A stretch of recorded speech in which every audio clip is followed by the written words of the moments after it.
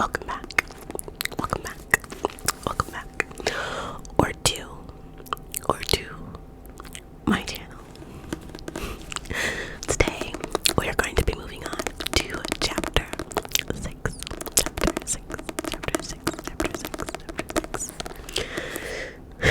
I am very sick. I woke up sick.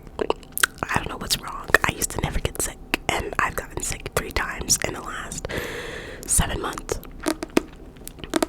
Granted, I don't stay sick for long. Like, I'm only sick for like 2 to 3 days and then it's gone, but it's annoying. So I can't really breathe. My nose is stuffed up, but it's also running. So like, there's that. So I'm gonna try and make it through the whole chapter. Hopefully it's a good chapter so I can make it through completely. We'll see. We'll see. We'll see. We'll see. We'll see. I don't know what that was. The chapters have been pretty short too, so I'm kind of hoping this one is too, so I can just make it through it. Just get through. So yeah, let's go ahead and get started with chapter 6. Chapter 6. It's been 53 days since Ryle walked out of my apartment that morning, which means it's been 53 days since I've heard from him.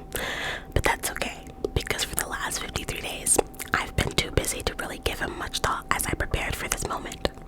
Ready? Alyssa says. I nod, and she flips the sign to open, and we both hug and squeal like little kids. We rush around the counter and wait for our first customer. It's a soft opening, so I haven't really done a marketing push yet, but we just want to make sure there aren't any kinks before our grand opening. It's really pretty in here, Alyssa says, admiring our hard work. I look around us, bursting with pride. Of course, I want to succeed, but at this point, I'm not even sure if that matters. I had a dream, and I busted my ass to make it come true. Whatever happens after today is just icing on the cake. It smells so good in here, I say. I love the smell.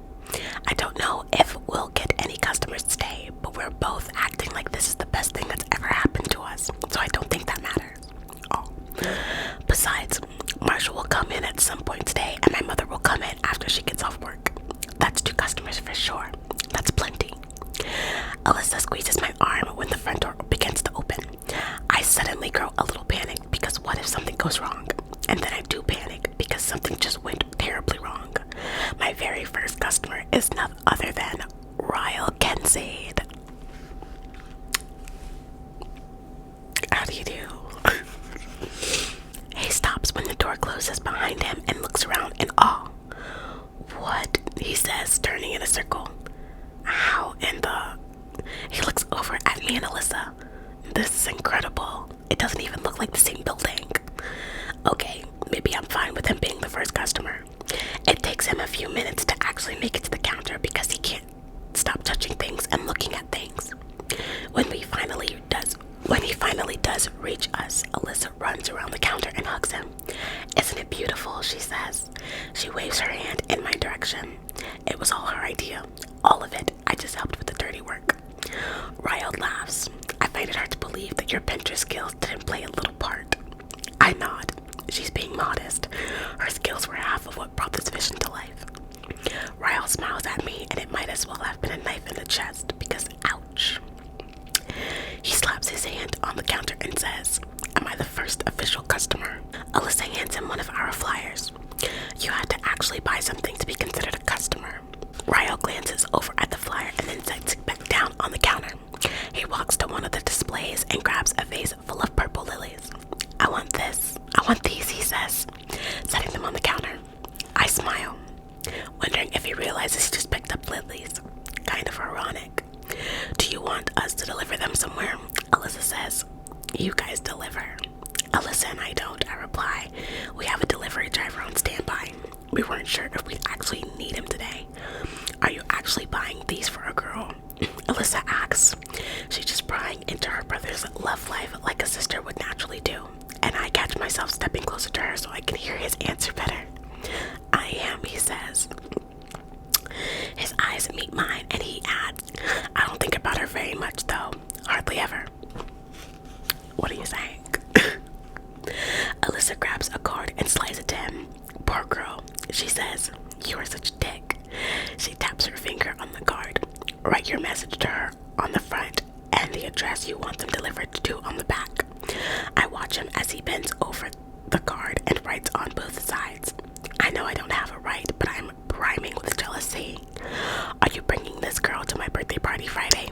Alyssa asks him. I watch his reaction closely. He just shakes his head, and without looking up, he says, "No." "Are you going, Lily?" I can't tell by his voice alone if he's hoping I'll be there or hoping I won't. Considering the stress I seem to cause him, I'm guessing it's the later. "I haven't decided yet." "She'll be there," Alyssa says, answering for me. She looks at me and narrows her eyes. "You're coming to my party whether you like it or not. If you don't show up, I'll quit." When Ryle is finished writing, he tucks the card into the envelope attached to the flowers. Alyssa rings up his total and he pays in cash. He looks at me while he's counting out his money. Ew. I low-key hate him, but also love him. "Lily, do you know that it's custom for a new business to frame the first dollar bill they make?" I nod. Of course I know that. He knows I know that. He's just rubbing it in my face that his dollar will be the one framed on my wall for the rest of this store's life. I almost encourage Alyssa to give him a refund, but this is business. I have to leave my wounded pride out of it. Once he has his receipt in hand, he taps his fist on the counter to get my attention. He tips his head a little, and with a genuine smile, he says, "Congratulations, Lily." He turns and walks out of the store. As soon as the door closes behind him, Alyssa is grabbing for the envelope. "Who in the hell is he sending flowers to?" she says as she pulls the card out. "Ryle doesn't send flowers." She reads the front of the card out loud. "Make it stop." She stares at it for a moment, repeating the phrase, "Make it stop." "What in the hell does that even mean?" she asks. I can't take it another second. I grab the card from her and flip it over. She leans over and reads the back of it with me. "He is such an idiot," she says with a smile. "He wrote the address to our floral shop on the back." She takes the card out of my hands. Wow. You guys, this book just keeps calling me lonely over and over again. Oh my god, that's it. Ryle just bought me flowers. Not just any flowers. He bought me a bouquet of lilies. Alyssa picks up her phone. I'll text him and tell him he screwed up. She shoots him a text and laughs as she stares at the flowers. How could a neurosurgeon be such an idiot? I can't stop grinning. I'm relieved she's staring at the flowers and not at me, or she may put two and two together. I'll keep them in my office until we figure out where he intended them to go. I scoop up the vase and wicks away my flowers. You guys, and that's chapter 6. It's so short. Wow. I guess we'll read chapter 7 as well, because chapter 6 was so short. But chapter 7 is long, so this is gonna be a long one, I guess. Alright, let's just get into chapter 7. Stop fidgeting, Devin says. I'm not fidgeting. He loops his arm through mine as he walks me toward the elevator. Yes, you are. And if you pull that top up over your cleavage one more time, it'll defeat the purpose of your little black dress. He grabs my top and yanks it back down and then proceeds to reach inside to adjust my bra. What is going on? Devin, I slap his hand away and he laughs. Relax, Lee. I've touched way better boobs than yours, and I'm still gay. Okay. Yeah, but I bet those boobs were attached to people you probably hang out with more than once every 6 months. Devin laughs.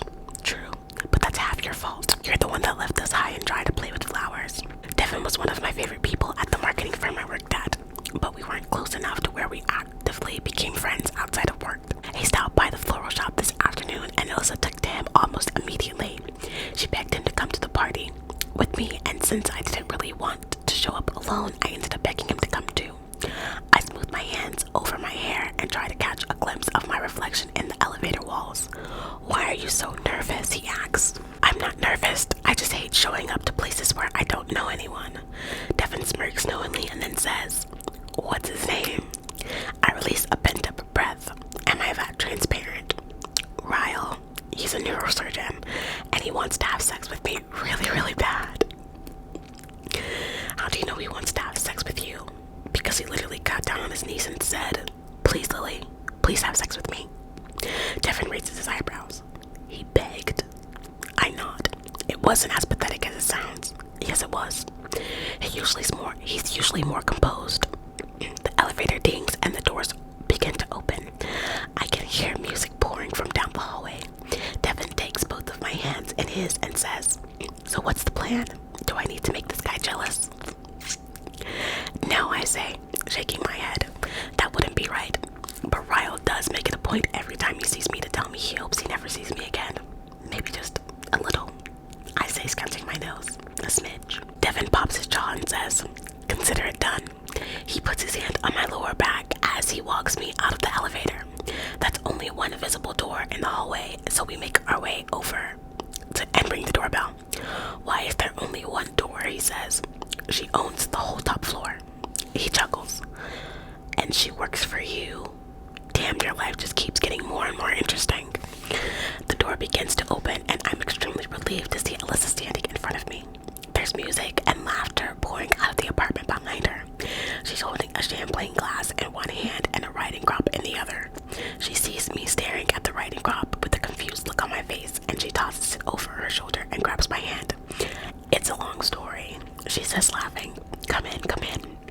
She pulls me in, and I squeeze Devin's hand and grab him behind me. She continues pulling us through a crowd of people until we reach the other side of the living room. "Hey," she says, tugging on Marshall's arm. He turns around and smiles at me, then pulls me in for a hug. I glance behind and around us, but there's no sign of Ryle. Maybe I got lucky and he got called into work tonight. Marshall reaches out for Devin's hand and shakes it. "Hey man, good to see you." Devin wraps an arm around my waist. "I'm Devin," he yells out over the music. I'm Lily's sexual partner.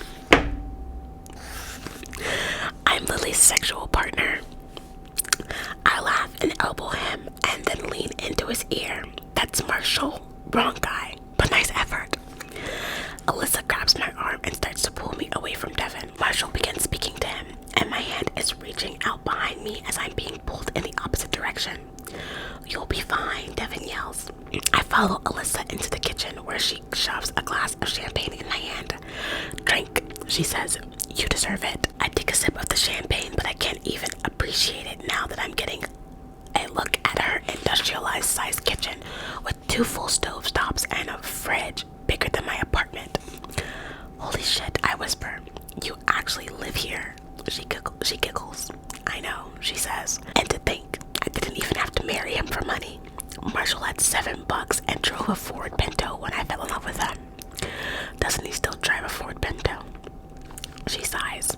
"Yeah, but we have a lot of good memories in that car." "Gross." She wiggles her eyebrows.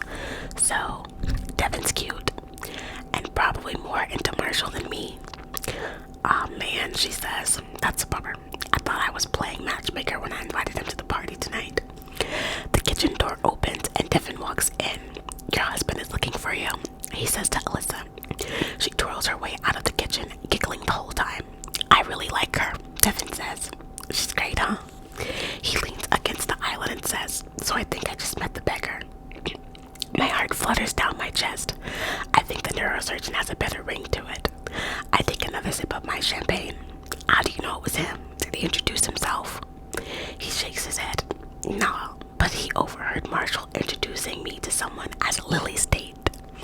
I thought the look he gave me was going to set me on fire. That's why I came in here. I like you, but I'm not willing to die for you." I laugh. "Don't worry, I'm sure that death glare he gave you was really just a smile. They're superimposed most of the time." The door swings open again and I immediately stiffen, but it's only a caterer. I sigh with relief. Devin says, "Lily, like my name is a disappointment." "What?" "You look like you're about to puke," he says accusingly. "You really like him." I roll my eyes, and then I let my shoulder drop and I fake cry. "I do, Devin. I just don't want to." He takes a glass of my champagne and downs the remainder of it, then locks his arm in mine again. "Let's go mingle," he says, pulling me out of the kitchen against my will. The room is even more crowded now. There have to be more than 100 people here. I'm not even sure I know that many people. I walk around and work the room. I stand back while Devin does most of the talking. He knows someone in common with every person he's met so far, and after about half an hour of following him around, I'm convinced he's made it a personal game to find someone in common with everyone here. The whole time I mingle with him, my attention is half on him and half on the room, searching for traces of Ryle. I don't see him anywhere, and I begin to wonder if the guy Devin saw was even Ryle to begin with. "Well, that's odd," a woman says. "What do you suppose it is?" I look up and see that she's staring at a piece of art on the wall. It looks like a photograph blown up on canvas. I tilt my head to inspect it. The woman turns her nose up and says, "I don't know why anyone would bother turning that photograph into wall art. It's awful. It's so blurry, you can't even tell what it is." She walks away in a huff and I'm relieved. I mean, it's a bit weird, but who am I to judge Alyssa's taste? "What do you think?" His voice is low, deep, and right behind me. I close my eyes briefly and inhale a steady breath before quietly exhaling, hoping he doesn't notice his voice has an effect on me whatsoever. "I like it. I'm not quite sure what it is, but it's interesting. Your sister has good taste." He steps around me so that he's at my side facing me. He takes a step closer until he's so close he brushes my arm. "You brought a date?" He's asking it like it's a casual question, but I know it isn't. When I fail to respond, he leans in until he's whispering in my ear. He repeats himself, but this time it isn't quite a question. "You brought a date. And what about it?" I find the courage to look over at him and instantly wish I hadn't. He's in a black suit that makes the scrubs look like child play. First, I swallow the unexpected lump in my throat, and then I say, "Is it a problem that I brought a date?" I look away from him and back at the photograph hanging on the wall. "I was trying to make things easier on you, just trying to make it stop." He smirks and then downs the rest of his wine. "How thoughtful of you, Lily." He tosses his empty wine glass toward a trash can in the corner of the room. Did he just throw away the wine glass? He makes the shot, but the glass shatters when it hits the bottom of the empty container. I glance around me, but no one saw what just happened. When I look back at Raoul, he's halfway down the hallway. He disappeared into a room, and I stand here looking at the picture again. That's when I see it. The picture is blurred, so it was hard to make out at first, but I can recognize that hair from anywhere. That's my hair. It's hard to miss, along with what's going on. It's giving stalker vibes. What do you mean? It's hard to miss, along with the marine grade polymer lounge chair I'm lying on. This is the picture he took on the rooftop the first night we met. He must have had it blown up and distorted so no one would notice what it was. I bring my hand to my neck because my blood feels like it's bubbling. It's really warm in here. Alice appears at my side. "It's weird, huh?" she says, looking at the picture. I scratch at my chest. "It's really hot in here," I say, "don't you think?" She glances around the room. "It is. I hadn't noticed, but I'm a little drunk. I'll tell Marshall to turn up the air." She disappears again, and the more I stare at the picture, the angrier I get. The man has a picture of me hanging in the apartment. He bought me flowers. He's giving me attitude because I brought a date to his sister's party. He's acting like there's actually something between us and we've never even kissed. It all hits me at once, the anger, the irritation, and the half of the champagne I had in the kitchen. I'm so mad, I can't even think straight. If the guy wants to have sex with me so bad, he shouldn't have fallen asleep. If he doesn't want me to swoon, he shouldn't buy me flowers. He shouldn't have cryptic pictures of me where he lives. All I want is fresh air. I need fresh air. Luckily, I know just where to find it. Moments later, I burst through the door of the rooftop.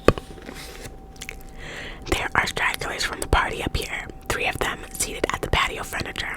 I ignore them and walk towards the ledge with the good view and lean over it. I suck in several deep breaths and try to calm myself down. I want to go downstairs and tell him to make up his damn mind, but I know I have to have a clear mind before I do that. The air is cold and for some reason, I blame that on Ryle. Everything is his fault tonight. All of it. War, famine, gun violence. It's all somehow linked back to Ryle. Can we have a few moments alone? For what? I spin around and Ryle is standing near the other guest. Immediately, all three of them nod and begin to stand up to give us privacy. I hold up my hand and say wait, but none of them look at me. It's not necessary, really. You don't have to leave. Ryle stands stoically with his hands in his pockets while one of the guests mutters, "It's fine, we don't mind." They begin to file back down the stairwell. I roll my eyes and spin back toward the ledge once I'm alone with him. Does everyone always do what you say? I ask, irritated. He doesn't respond. His footsteps are slow and deliberate as he closes in on me. My heart begins to beat like it's on a speed date, and I start scratching at my chest again. "Lily," he says from behind me. I turn around and grip the ledge behind me with both hands. His eyes journey down to my cleavage. As soon as they do, I yank the top of my dress so he can't see it, and then I grip the edge again. He laughs and takes another step closer. We're almost touching now, and my brain is mush.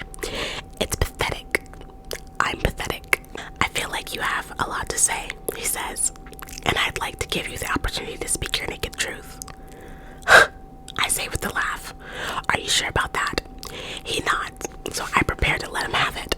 I push against his chest and make my way around him so that he's the one leaning against the ledge now. "I can't tell what you want, Ryle. Every time I get to the point where I start to not give a shit, you show up again out of the blue. You show up at my work, you show up at my apartment door, you show up at parties, I live here," he says, excusing the last one. That pisses me off even more. I clench my fist. "You're driving me crazy. Do you want me or do you not?" He stands up straight and takes a step forward. "Oh, I want you, Lily. Make no mistakes about that. I just don't want to want you." My whole body sighs at that comment, partially out of frustration and partially because everything he says makes me shiver, and I hate that I allow him to make me feel like this. I shake my head. "You don't get it, do you?" I say, softening my voice. I feel too defeated right now to keep yelling at him. "I like you, Ryle, and knowing that you only want me for one night makes me really, really sad. And maybe if this were a few months ago, we could have had sex and it would have been fine. You would have walked away and I could have easily moved on with my life. But it's not a few months ago. You waited too long and too many pieces of me are invested in you now. So please, stop flirting with me. Stop hanging pictures of me in your apartment and stop sending me flowers. Because when you do these things, it doesn't feel good, Ryle. It actually kind of hurts."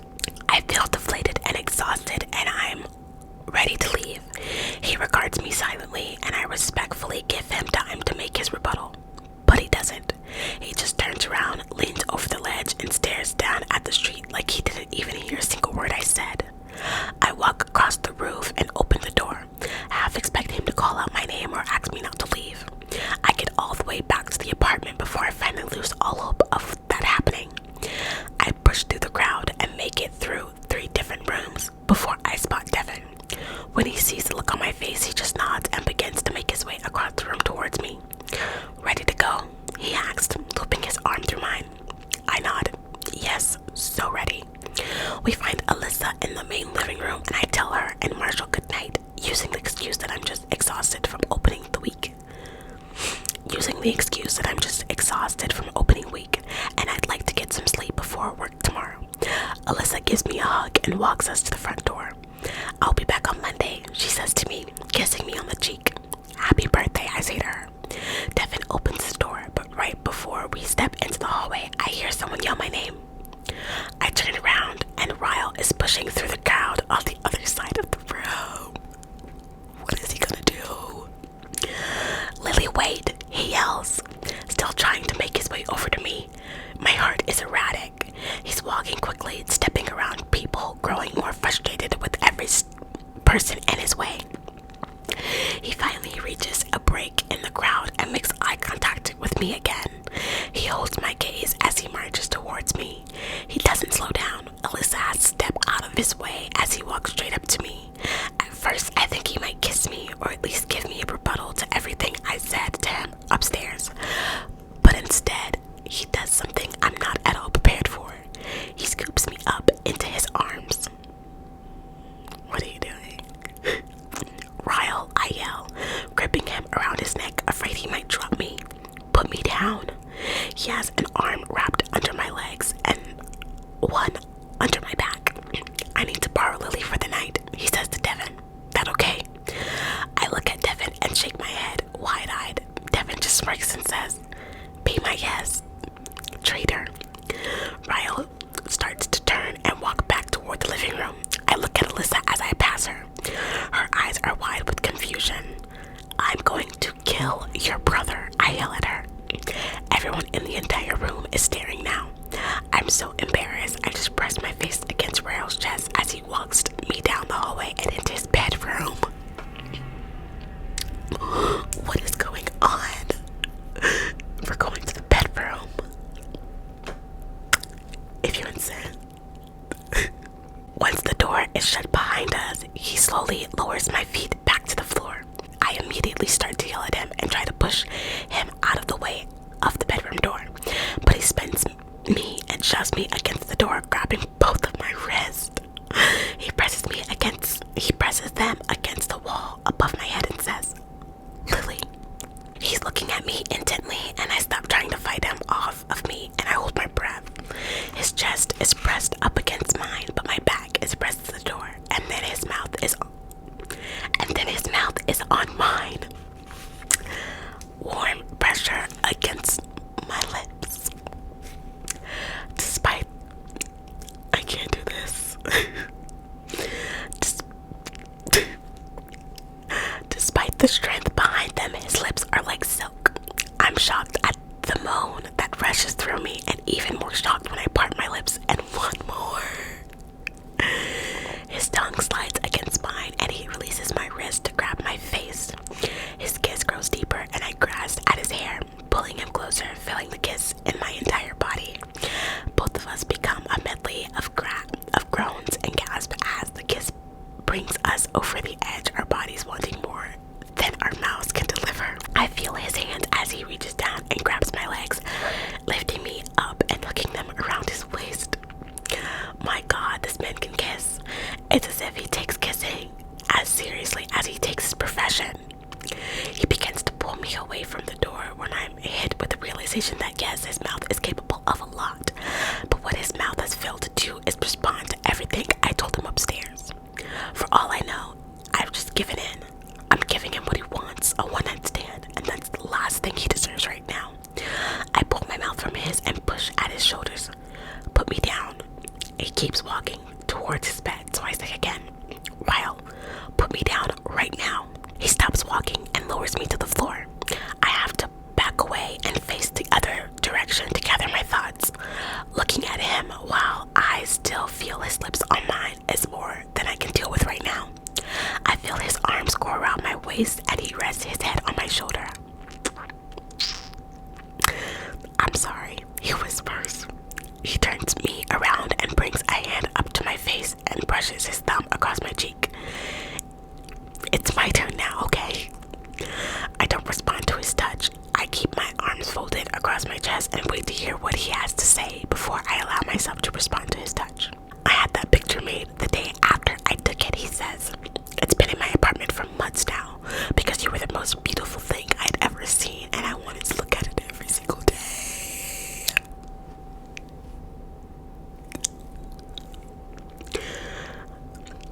And that night, I showed up at your door. I went searching for you because no one in the history of my life has ever crawled under my skin and refused to leave like you did. I didn't know how to handle it, and the reason I sent you flowers this week is because I am really, really proud of you for following your dream. But if I sent you flowers every time I had the urge to send you flowers, you wouldn't even be able to fit inside your apartment, because that's how much I think about you. And yes, Lily, you're right. I'm hurting you, but I'm hurting too. And until tonight, I didn't know why. I have no idea how I could even possibly find the strength to speak after that. Why are you hurting? He drops his forehead to mine and says, because I have no idea what I'm doing.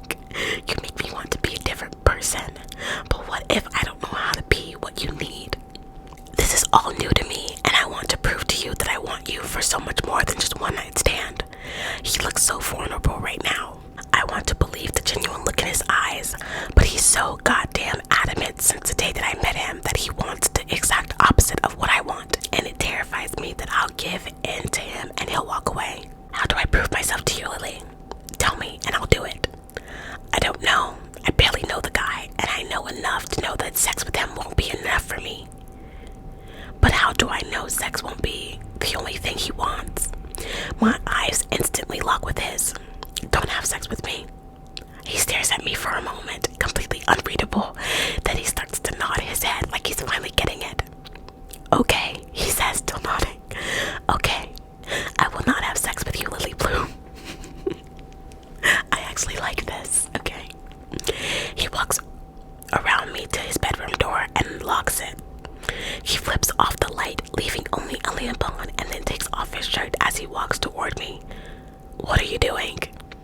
He tosses his shirt on a chair and then slips off his shoes. We're going to sleep. I glance at his bed, then at him. Right now? He nods and walks over to me. In one swift movement, he lifts my dress up over my head until I'm standing in the middle of his bedroom floor in my bra and panties. I cover myself, but he doesn't even look twice. He pulls me toward the bed and lifts the covers for me to crawl in. As he's walking over to his side of the bed, he says, "It's not like we haven't slept together before without having sex. Piece of cake." I laugh.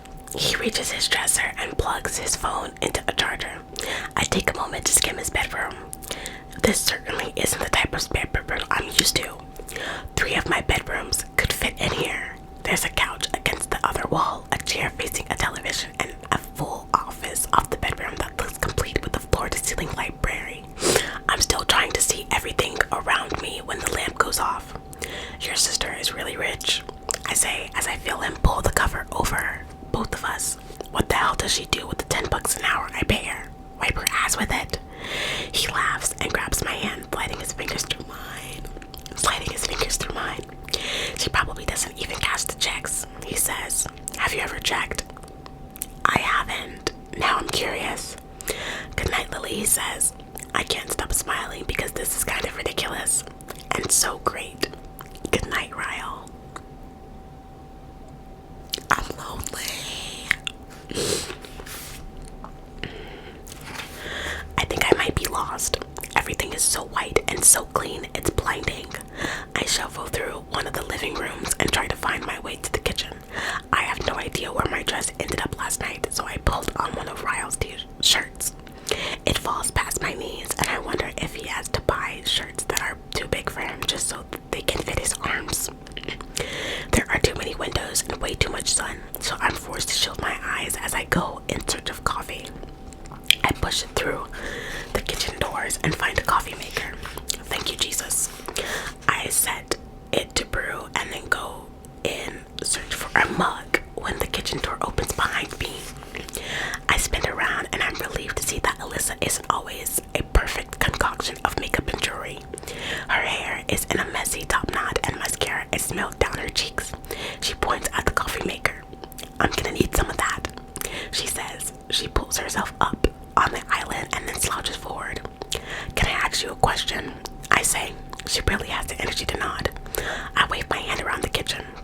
How did this happen? How in the hell did your entire house become spotless between the party last night and me waking up this morning? Did you stay up and clean? She laughs. We have people for that, she says. People.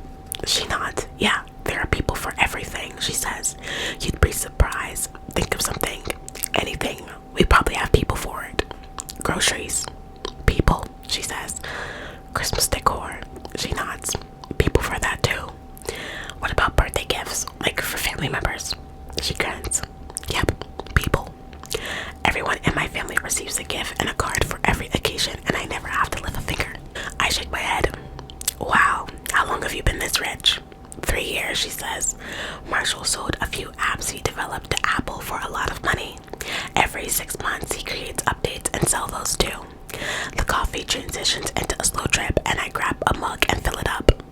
You want anything in yours? I asked. Or do you have people for that too? She laughs. Yes, I have you, and I'd like sugar, please. I stir some sugar into her cup and walk it over to her, then pour myself a cup. It grows quiet for a while as I mix in creamer, waiting for her to say something about me and Ryle. The conversation is inevitable. Can we just get the awkwardness out of the way, she says. I sigh relieved. Please, I hate this. I face her and take a sip of my coffee. She sets hers down beside her and then grips the countertop. How did that even happen? I shake my head, trying my best not to smile like I'm love struck. I don't want her to think I'm weak or a fool for giving in to him. We met before I knew you. She tilts her head. Wait, she says, before we got to know each other better, or before we knew each other at all? At all, I say. We had a moment one night, about 6 months before I met you. A moment, she says, as in a one-night stand. No, I say, no. We've never even kissed until last night. I don't know, I can't explain it. We just had this sort of flirtation thing going on for a really long time, and it really came to a head last night, that's all. She picks up her coffee again and takes a slow drink of it. She stares down at the floor for a while, and I can't help but notice she looks a little sad. Alyssa, you're not mad at me, are you? She immediately shakes her head. No, Lily, she sets down her coffee cup again.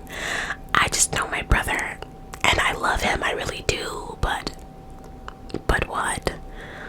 Alyssa and I both look at the direction of the voice. Ryle is standing in the doorway with his arms folded across his chest. He's wearing a pair of gray jogging pants that are barely hanging onto his hips. No shirt. I'll be adding this outfit to the other ones I've cataloged in my mind. Ryle pushes off the door and makes his way into the kitchen. He walks over to me and takes my cup of coffee out of my hands. He leans in and kisses me on the forehead, and then takes a drink as he leans against the counter. I didn't mean to interrupt, he says to Alyssa, but by all means continue your conversation. Alyssa rolls her eyes and says, stop. He hands me back my coffee and turns around to grab his own mug. He begins to pour from the pot. It sounded like you were about to give Lily a warning. I'm just curious as to what you have to say. You know what she has to say. Alyssa hops off the counter and carries her mug to the sink. She's my friend, Ryle. She washes out the mug and leans her hip into the sink facing us. As her friend, I have the right to give her my opinion when it comes to the guys she dates. That's what friends do. I'm suddenly feeling uncomfortable as the tension grows thicker between the two of them. Ryle doesn't even take a drink of his coffee. He walks toward Alyssa and pours it out in the sink. He's standing right in front of her, but she won't even look at him. Well, as your brother, I would hope that you had a little more faith in me than you do. That's what siblings do. He walks out of the kitchen, shoving the door open. When he's gone, Alyssa takes a deep breath. She shakes her head and pulls her hands up to her face. Sorry about that, she says, forcing a smile. I need to shower. You don't have people for that. She laughs and exits the kitchen. I wash my mug in the sink and head back to Ryle's bedroom. When I open the door, he's sitting on the couch scrolling through his phone. He doesn't look up at me when I walk in, and for a second I think he might be mad at me too. But then he tosses his phone aside and leans back into the couch. Come here, he says. Damn it. He grabs my hands and pulls me down on top of him so that I'm straddling him. He brings my mouth to his and kisses me so hard it makes me wonder if he's trying to prove his sister wrong. Ryle pulls away from my mouth and slowly breaks his eyes down my body. I like you in my clothes. I smile. Well, I have to get to work, so unfortunately I can't keep them on. He brushes the hair from my face and says, I have a really important surgery coming up and I need to prepare for, which means I probably won't see you for a few days. I try to hide my disappointment, but I have to get used to it if he really wants to try and make things work between us. He's already warned me that he works too much. I'm busy too. Grand opening is on Friday.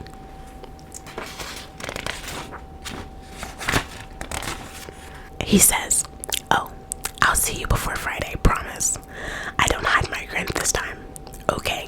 He kisses me again, this time for a solid minute. He starts to lower me to the couch, but then he shoves away from me and says, nope, I like you too much to make out with you. I lie down on the couch and watch him get dressed for work. To my enjoyment, he puts on scrubs. And that's chapter 7, folks.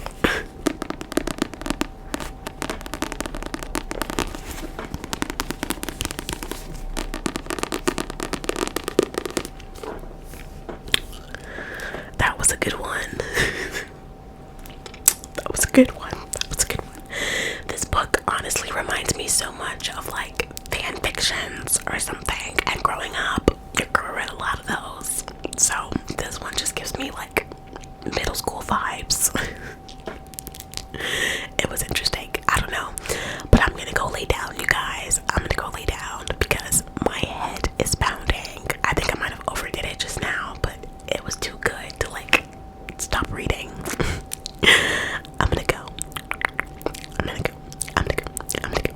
Thank you guys so much for watching. I hope you have an amazing day or night or whatever your situation is.